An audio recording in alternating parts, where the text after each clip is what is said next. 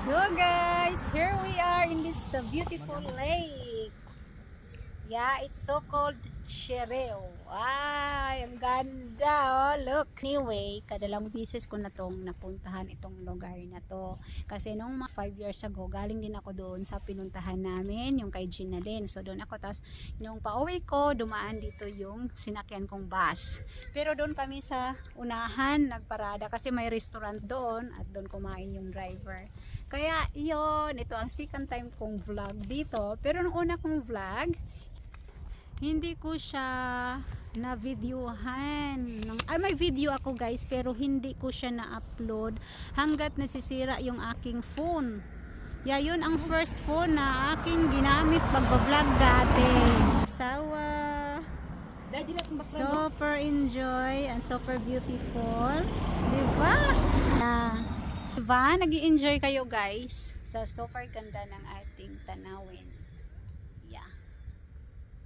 Shereo Lake, Varajol Shereo ang tawag yung sabi si. Wag masanay ka na sa akin, nandito ka sa vlog ko. Ulo lang naman na una. Ulo lang yung nakuha guys. Okay, so continue kami sa aming travel today. Magbibideo muna o magpipicture muna kami guys, a souvenir. Yeah, create memories tayo habang buhay pa kasi life is beautiful, diba? Gusto ko yung buong surroundings mo video. Gusto ko yung focus. So yan siya guys. Super ganda dito. Ikot tayo ulit. Ikot, ikot, ikot, ikot. Yan. So magdadrive pa kami siguro ng mga 4 hours more than or 3 hours more than. Let's go! Enjoy the beauty! Bye! Bye bye! Ready video kay Chada? Mantik matapos doon din. Sige nga rin, video din rin. Kaya dahil na rin nagdari oh. Continuous line na lang go. Diba? Ang ganda ng view. Enjoy that view lap. 45. Me, I enjoy nature anyway.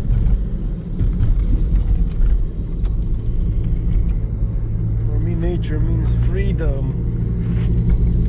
Parang ano siya love, no? Because love. Huh? Sim because. Uh-huh. Garajo.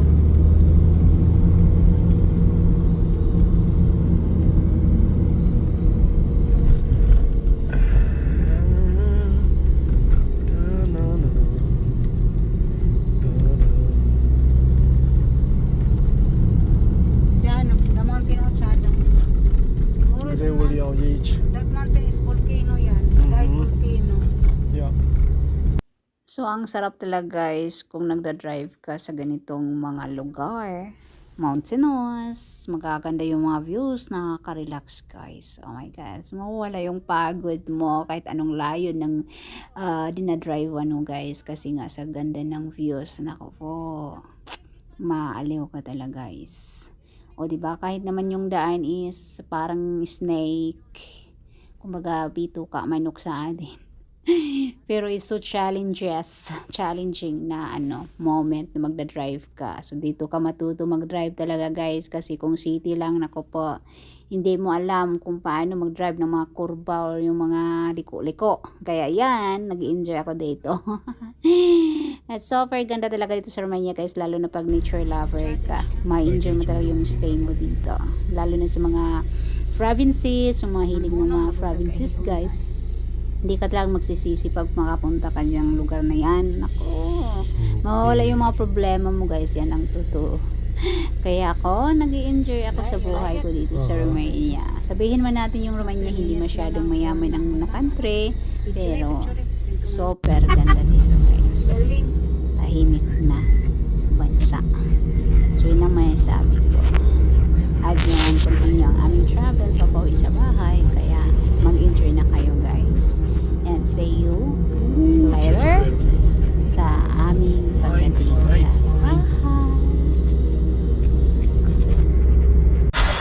Lubia Citadel at night. From the road.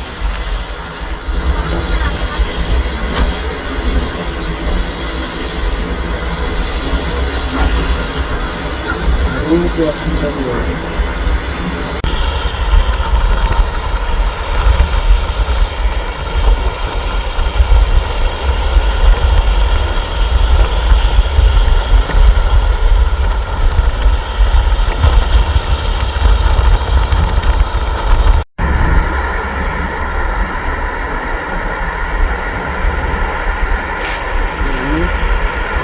Super, super.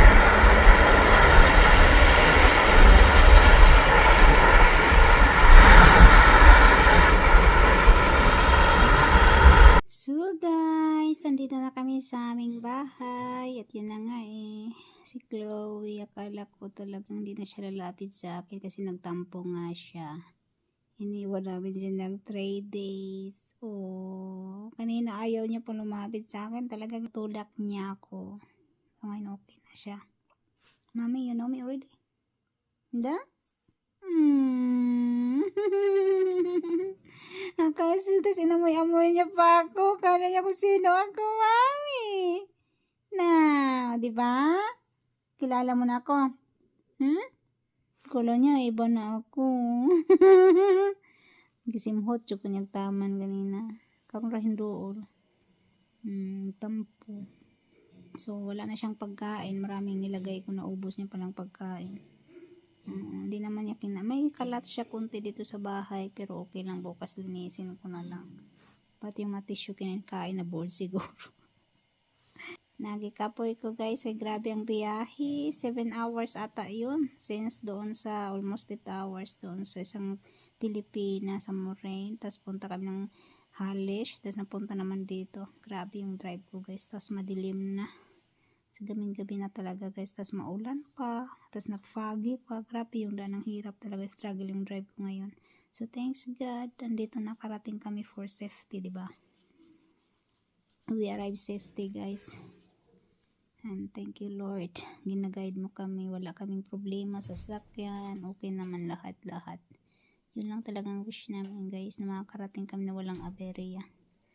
Yeah, so thank you guys for watching. I hope you enjoy sa aming adventure. Yeah, nag-meet din kami finally ni Maymay. First meet namin ni Maymay at saka ni si Ginalyn is twice kami nagkikita. Kasi nung kumakain nung mga 5 years ago, doon ako sa kanila. Nagstay ng 3 araw din ata yun.